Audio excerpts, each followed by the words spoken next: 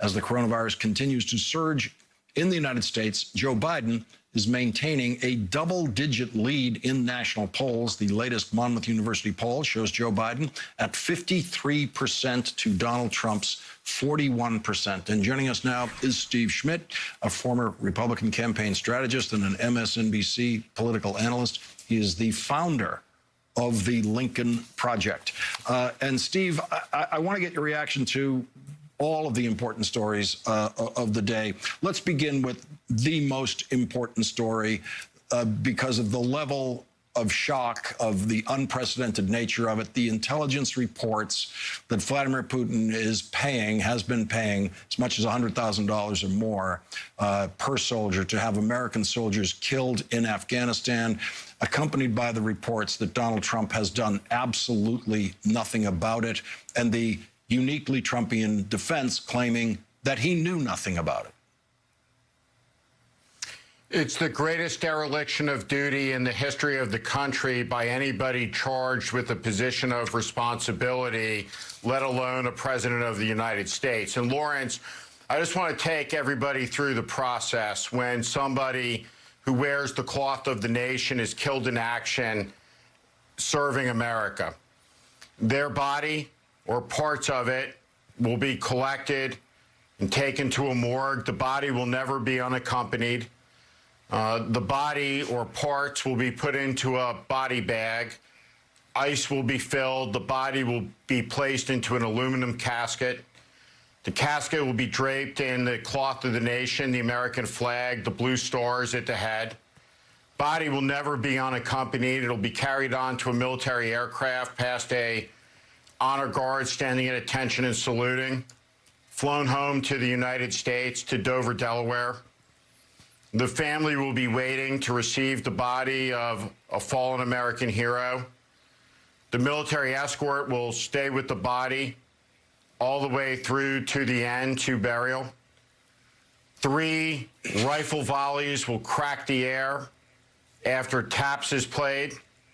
Casket is lowered into the ground.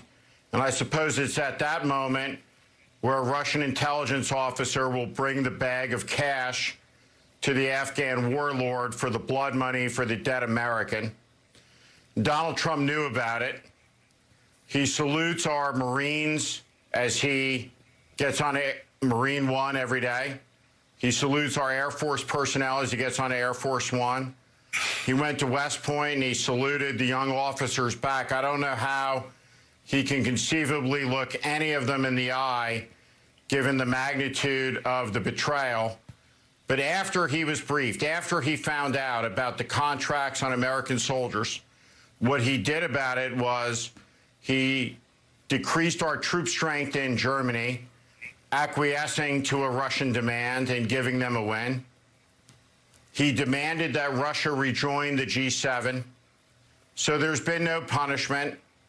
And for the first time in the history of the country, and we've had incompetent presidents and dumb presidents and dishonest presidents, but we've never had a faithless president. We've never had a president who is faithless to his oath and refuses to defend the country from an attack by a hostile foreign power, whether it's an attack on the lives of our military or an attack on our election process, which so many hundreds of thousands of Americans have died to preserve and protect. It's a shameful, shameful, despicable hour in the history of the American presidency, and in all of his desecrations and degradations of his office. This is the most severe, it's the most scandalous, and it should shock the conscience of every American. We have never had a president who refuses to fulfill their oath when it comes to being the commander-in-chief of the armed forces of the United States, quite like Donald Trump has. It's a despicable hour with regard to this issue. Steve, the description you just offered about what happens to the killed in action took me back to the knowledge that that's exactly how my cousin returned from Vietnam. And I've been trying to actually hold myself away from this story because at its core is this thing that is so agonizing that you've just described. What do you expect Lawrence, in the to be second, the next? Go ahead, Steve. I was saying, Lawrence, in the Second World War, for the first time in the history of the world, an army set about the remarkable goal of retrieving its war dead. And on the early hours after VE Day, tens of thousands of Americans in grave registration details fanned out across Europe. And they accounted for every American who was killed in action, as many as possible. And in 1946, ships, they were called ghost ships, were filled with tens and tens of thousands of American soldiers, sailed from Europe back home, laden with the bodies of American soldiers. About 40% of the casualties were buried in Europe. But the ethos of the American military is we leave no man behind, no woman behind.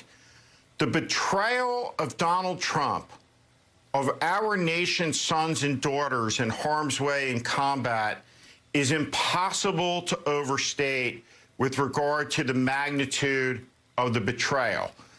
It is apart from anything we've ever seen in American history. It is despicable, it is deplorable, and it is disgraceful. Steve Schmidt, thank you very much for joining us again tonight. We really appreciate it. Thank you, Lawrence. We'll be right back.